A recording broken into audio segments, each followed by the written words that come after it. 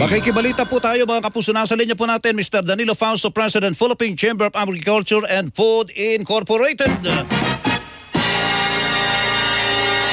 Mr. Fausto, magandang umaga po. Kadani, good morning po. Hello. Magandang umaga, Camelo, at saka sa iyong mga taga-subaybay. Opo, alam namin na kayo po involved sa dairy o production.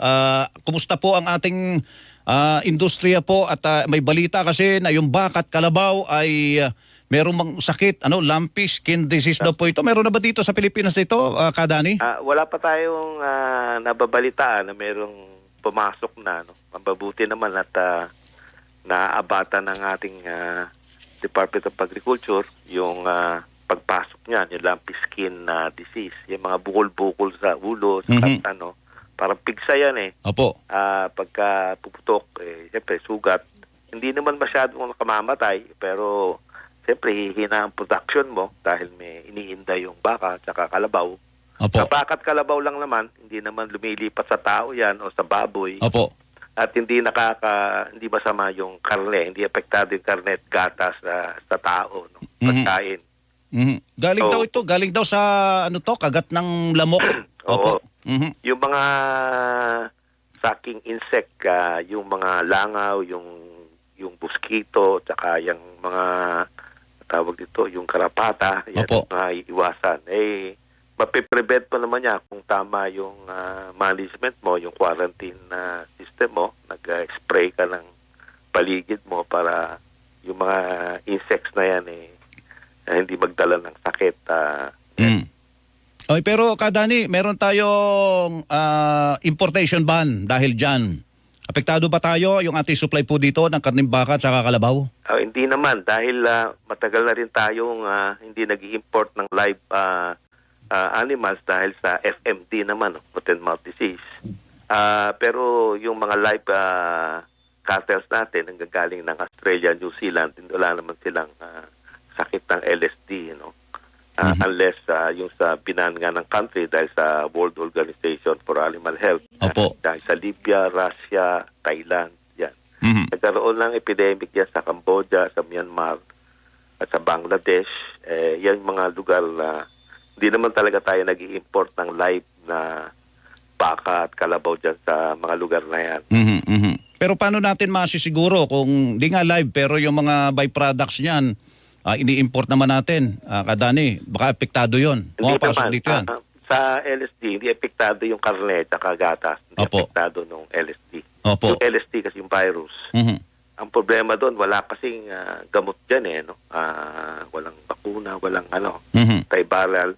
Kaya ang mga mangyayari dyan, puproteksyonan yung secondary disease at infection na mangyayari. Antibiotic spray mo yung sugat ng antibiotic para mga 6 months makaka-recover naman siya. At saka kunti lang naman ang namamatay dyan sa LSD, pero talagang yung production mo kasi pababa talaga yung kung ikaw ay fattening o hindi rin masyadong kakain yung hayop, hindi lalaki masyado, kain ng kan.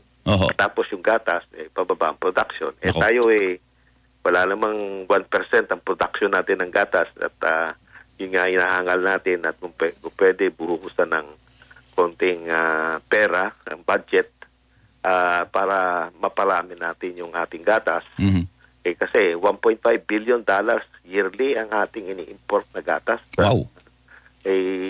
Kung mapapalakas natin yung gatas, mga 36,000 farmers, yung dairy farmers natin nationwide, patutulungan natin yan.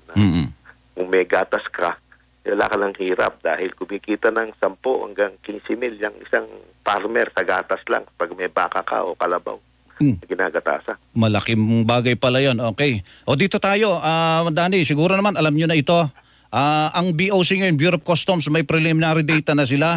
Nagpapakita na ang latest figure daw dito sa tariff collection natin sa bigas, 30% higher than last year na 22.8 billion. Ano bang usapan dito sa rice tariff figure? Paano makikinabang ang mga magsasaka rito? Ang normal ginagawa natin dahil sa batas yung 30 billion na ngayon yung record alam namin 30 billion. Oo. 30 billion ang nakolekta ng taripa. Oo. Yung 10 billion yan yung sa RCEP, yung sa mechanization, yung sa ating seeds, training at saka credit, Yung balance na 20 billion, normally yung above the 10 billion binibigay nating ayuda.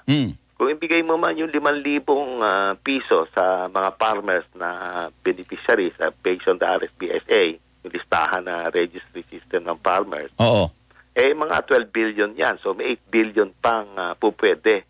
Doon sa original spirit ng ating RTL, pagka lumagpas ka sa 10 billion, meron kang diversification. Pwede sa high-value crops. Yung ating high-value crops, pinakamaliit ang budget, 1.9 billion lang out of the 5.7 trillion. Budget ng agriculture, which is 191 billion. Nasa 1.9 billion lang yung ating high-value crops. Yan, involved dyan yung mga kalamansi, yung kape, yung ating mga ibang kakao, malunggay, yung durian, ang mga hindi nagbibigyan ng tulong. Maaari sana ay yung sobra do sa 10 billion ibalik do sa original spirit ng batas. Huwag nating bigyan ng puro ayuda, bigyan natin ng sa produksyon ng farmer. Huwag nating bigyan ng isda, bigyan natin ng pangisda yung magsasaka. Para sila ay talagang sustainable at pag long term yung kanilang benepisyo, hindi yung one time na bigyan mo ng ayuda. Ubos agad. Oo, ubos ka agad. Kung hindi sasabong yan, sabong yan, maubos yan. Ay kung yan ibibigay mo sa kanilang pagsasaka, sa production, baka tumaas. Kasi maganda presyo ngayon. Maganda presyo ng palay. Farm gate price, dati 16, 17 pesos na palay, kumikita na kami. Ngayon, of course, bababa na yan dahil papunta na sa pag-ani. May panakana-kanang umaani, bababa na siguro ng 25, 26 yan. Ang farm gate price, maganda pa rin yan. Ang benchmark natin, 23. Napakagandang presyo. Kaya lahat naiinggan niyang magtanim ng palay. Ganon din na sibuyas. Dahil sa ganda ng presyo ng sibuyas kanong isang taon, lahat ngayon tatanim ng sibuyas. Sobra-sobra ngayon ang magiging sibuyas. Mura na nga daw sibuyas ngayon, Madani.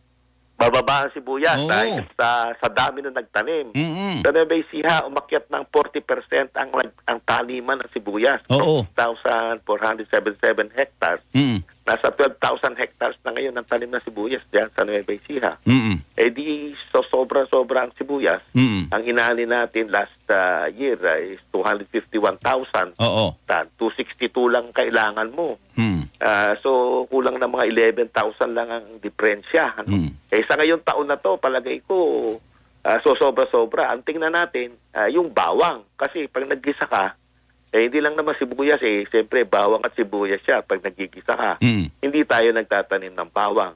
Yung bawang kasi bigyan ng panahon at ng atensyon para mapataas naman natin dahil 93% ng bawang natin iniimporta natin. Parehas ang puhunan niyan, ang sibuyas at bawang. Parehas din ang presyo sa merkado niyan. Kaya parehas din ang lugar na tinatamnan ng bawang at sibuyas.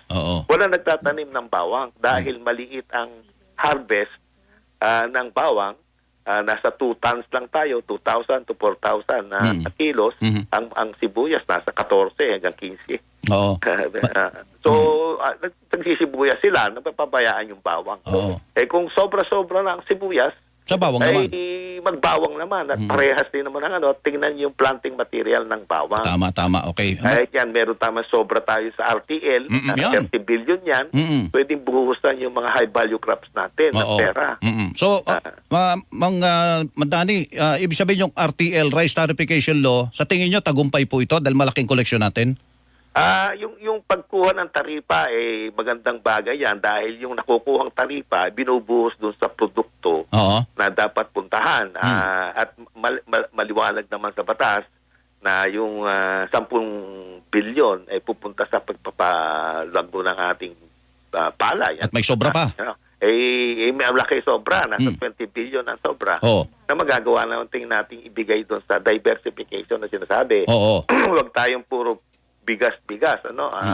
Mga nasa almost 50% ng budget ng agriculture nasa bigas sa pagpapano ng palay. Paano yung iba? Yung isda, yung aquaculture, yung ating high value ibigay doon. Ibigay man dyan at bigyan ng atensyon. Para ang pagkain naman natin, balansyado naman dapat ang nutrition natin, puro bigas. Ano? Oo, okay. Sige po, Madani, salamat po at naliwanagan tayo. At posibleng tumaas pa yung 30 billion. Hindi pa yata tapos ang pagkalap ng datos, ano? Tingin ko nandyan na yan Kasi yan na ba yan? Yung data, nakita ko yung data na 30 billion siya. Opo, ayun na pala yun. Sige po. Good morning po. Salamat po sa inyo sa panahon. Salamat.